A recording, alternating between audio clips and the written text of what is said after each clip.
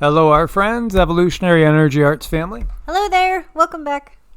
Welcome back, guys. Thanks for being part of the family. Make sure you subscribe to all three channels. And if you watch us on Bitchute, Brighteon, or Rumble, again, welcome. And you're always free to watch everything over on Patreon, except for the Patreon exclusive ones. So, you can still go to Patreon or sign up to get notified from Patreon, and Patreon has every single video that goes up, although some will be exclusive to the paid Patreons. Yes, some is exclusive to Patreon, but you guys that do help support us there, and everything you do, anywhere from a thumbs up to a share to supporting us on Patreon, it really, truly helps, and we just want to say a huge thank you.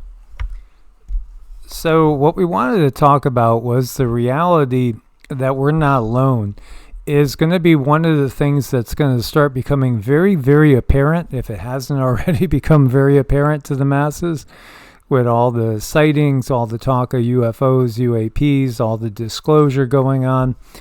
Absolutely, there's a purpose for the disclosure, and that's because of many things, including the fact that ETs are not going to wait anymore to just show themselves and to let us know it's time.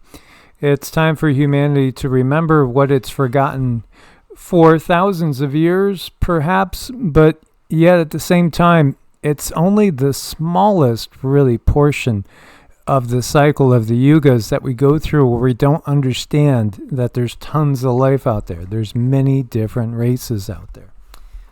So many. And I mean, I think probably the best movie to parallel this with would be some of the old Star Wars movies where they would show different entities working together. I think that's where things come together the most, and we are a separated species. We've been separated for a reason. We're separated for growth. We're separated for opportunity, because this brings us expansion, and it's coming very close to a time when we're going to merge with others. And so many of us can already see these different beings, see these different entities. I find it to be a choice. I know that there is some type of an agreement, some type of something coming up in 2025, and it really has me feeling that it's going to be these entities coming out in open form and in common form that we would recognize here in the 3D. But I already see so many people that can see them now, and the ones that don't, that's all by choice. Yeah, absolutely. We've encountered many different ones. There are some that we've seen visibly with our two eyes, and there's many that we've seen with the third eye. Gosh, especially when we were out in the desert, it was just so active. And, I could remember a few distinct ones encountering using the third eye that were just surprising and just pretty wild to see, as they would be just outside of our tiny little camper in the middle of the desert, which we had such solitude out there.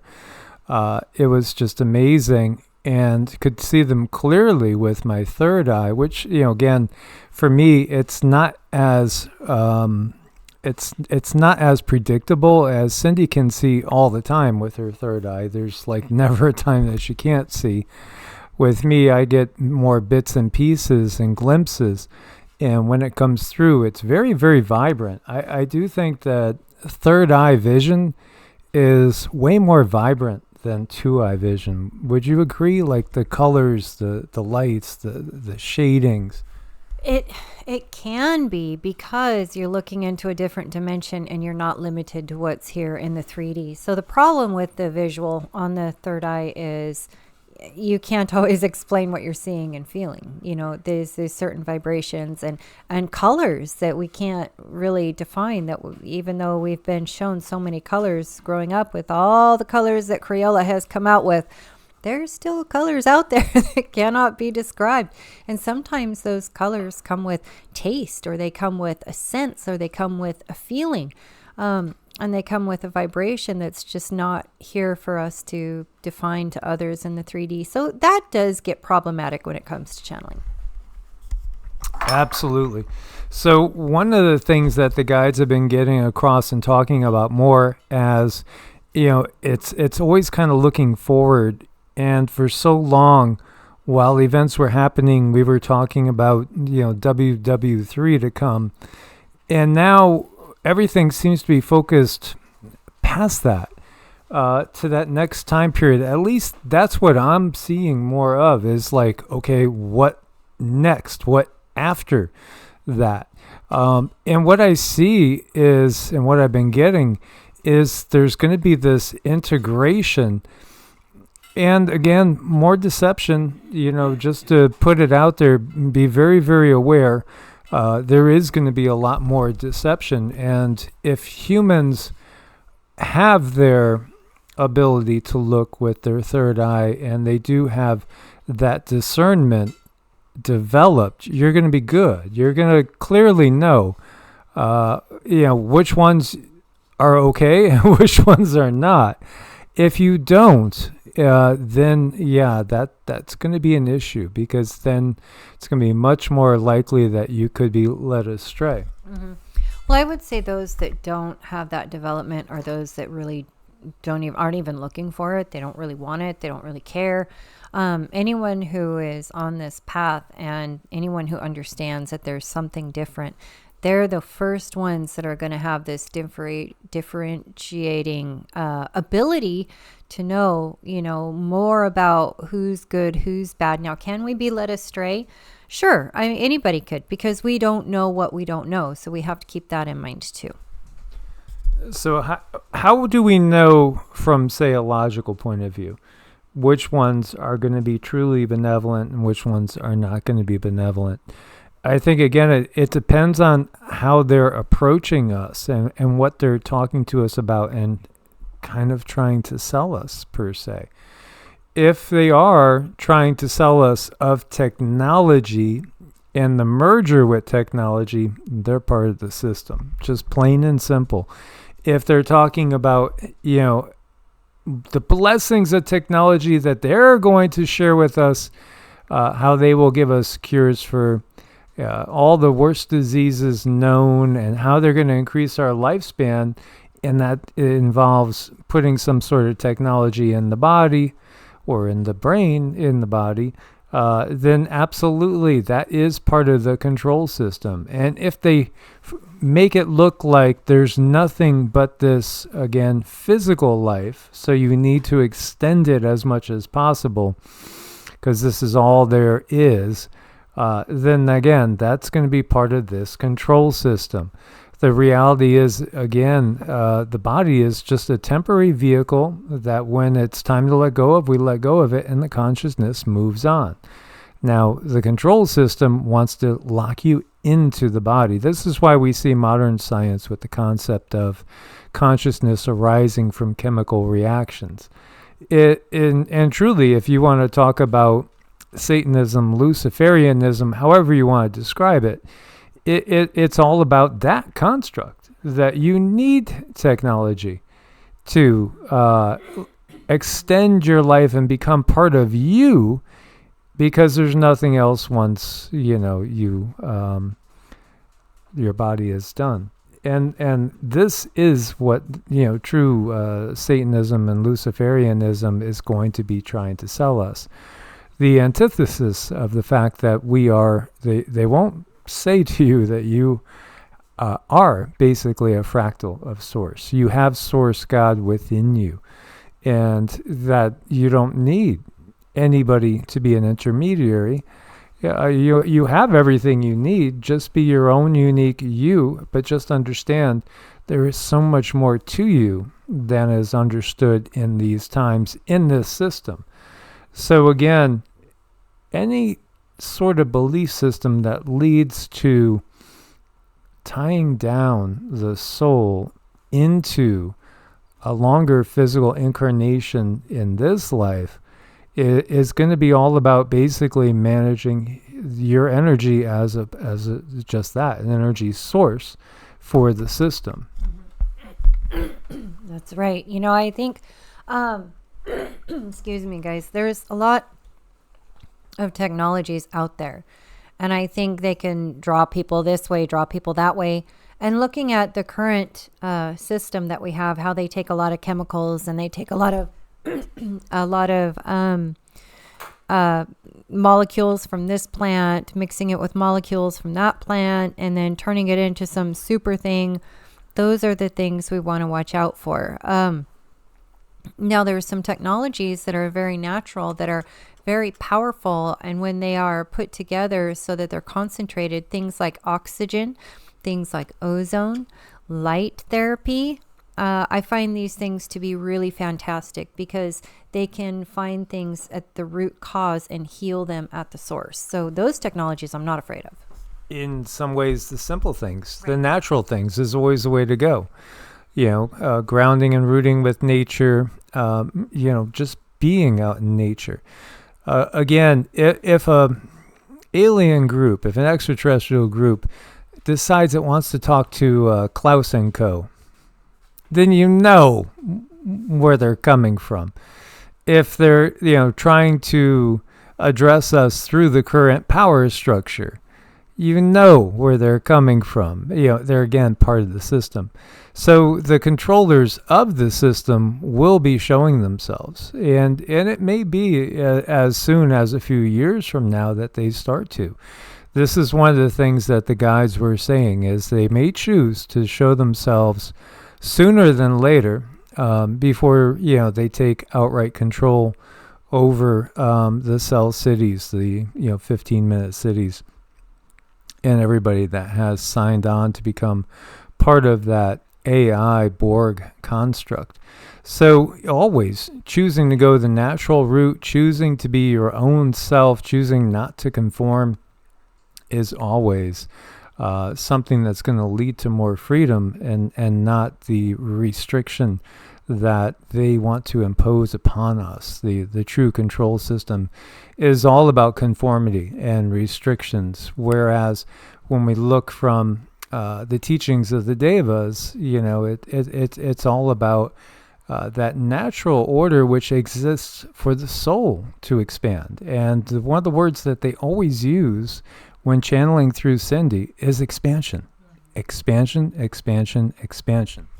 And expansion can be painful. I mean, expansion is facing your truths. Expansion is sometimes that means facing your boundaries. Expansion, usually it just kind of goes hand in hand with pain. And I hate to say that, but always keep in mind, if you are in pain, emotional pain, this is your greatest teacher.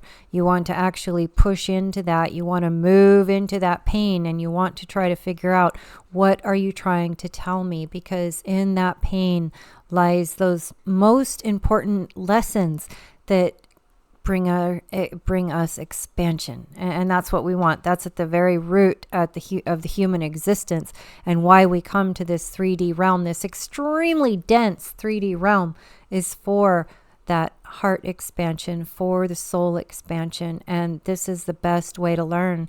You don't learn any faster than you do in this 3D realm, and it can be very difficult and no fun. And sometimes I get angry and I think, oh my gosh, they really didn't need to be that difficult. The lessons did not need to be that harsh.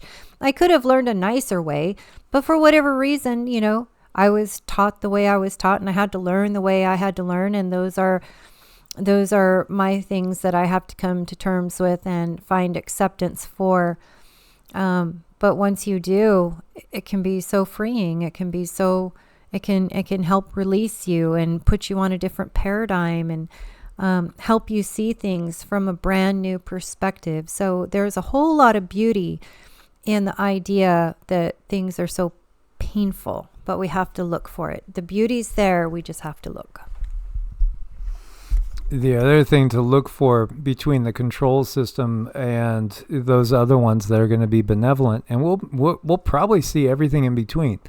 You're going to see other ones that are just simply observing, curiosity, and some that are viewing things from a kind of scientific point of view. they're studying humans. They're just simply studying humans. Now, one of the ways to tell apart the control system, too, is do they feel like they're coming from ego? Because the controllers are loaded with ego.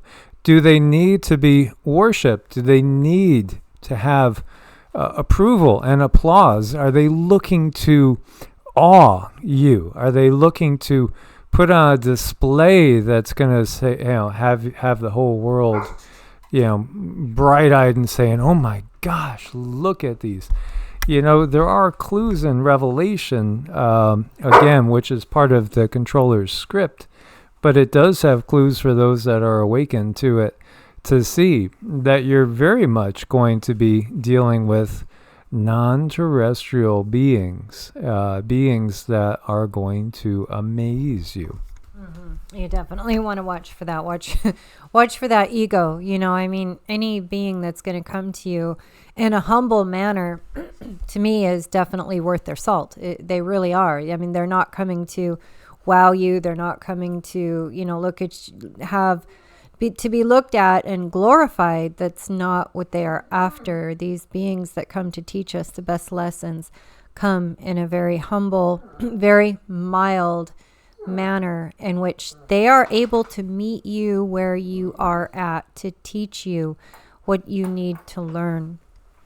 And that's what I find so beautiful about them. And then I look at other beings that they are after the wow factor. They are after the, oh, look at me and look how grandiose I am, and just look at my shoes, my designer shirt. Look at this, just look at me. That drives me crazy. I'm like, oh my gosh.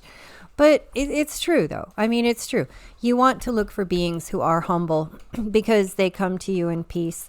They come to you wanting to work with you, and you'll be able to feel that, and you'll be able to tell that right off the bat.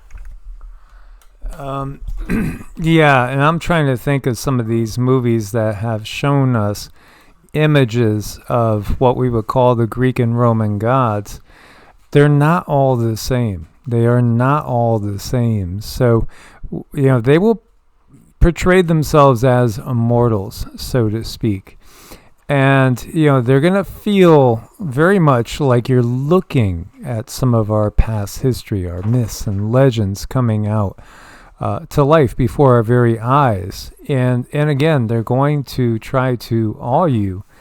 When you look to like Marvel Comics stuff, if you look to the Avengers and all these things, this is getting you ready for that next stage where you have these super beings that are amongst us that can do amazing things.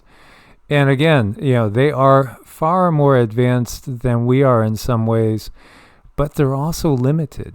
They are limited and they can't go where we can go. And so they're actually, even though they might appear to be gods or immortals, so to speak, they really are far more limited than we are. They are truly stuck. So you'll know them, those of you guys that are awake and you're able to utilize your third eye vision and to really feel and sense, you'll know. It'll be clear as day to you. And yet so much of the world will be in awe of these beings and will be just right along with whatever the agenda is that they put out. But that agenda truly is going to be ultimately, it's the merging with technology, because that is the ultimate goal. It is creating basically a new species that is not all organic. And we want to stay organic because organic equals freedom. And it's not to say that those beings who are deeply involved in technology, it doesn't make them bad. It just makes them on a different playing field than I want to be on. I want to play in a different realm. I want to play in a realm where I can go much higher, much vaster, where I can reach different worlds. I don't want to be stuck in that one realm where you are so limited and you're just living off of technology. to the point where you're selling your soul into the technology and there's nothing left of you. So that's what I do not want to do. But I have to say, you know, that doesn't make them bad, but it definitely makes them different than what I want to be. And so just be aware of that, because if it is, again, boiling down to the technology, if you are, and we see so many channeled messages coming through now, that we could tell who they're channeling, and it's not the real Galactic Federation. It's not the guides like the Devas. You know, when the Devas come through, it's just this overwhelming sense of unconditional love that is hard to even describe on this level. No, these are different energies, and these do have an agenda. So, you know, discernment is the key. Discernment, because again, we're going to go through this dark period, and then they're going to introduce to you these beings that have all the answers. And if I can just say one last thing when it comes to channeling and these beings coming into your realm, a couple things I noticed when I channeled Vishnu. I probably cried for most of that day. When I channeled White Buffalo Calf Woman, a lot of tears came out of that. Yeshua, a lot of tears come out of that. And there is a form of healing that's going on in the body. So that's something that I pay attention to, and it might be something that you might note as well. Absolutely. So, you know, if they are giving us things like, you know, wait till you see the technologies that are going to come, and you're going to be able to do this and that. And it is, again, centered around technology. That's not the natural ascension path. You know, the natural ascension path is organic. It's not technological. Doesn't mean that there couldn't be some technology, but this system that we find ourselves in utilizes technology as the lead weight to lock around us and keep us from ascending. They do it well. Absolutely. Source bless and namaste. Namaste.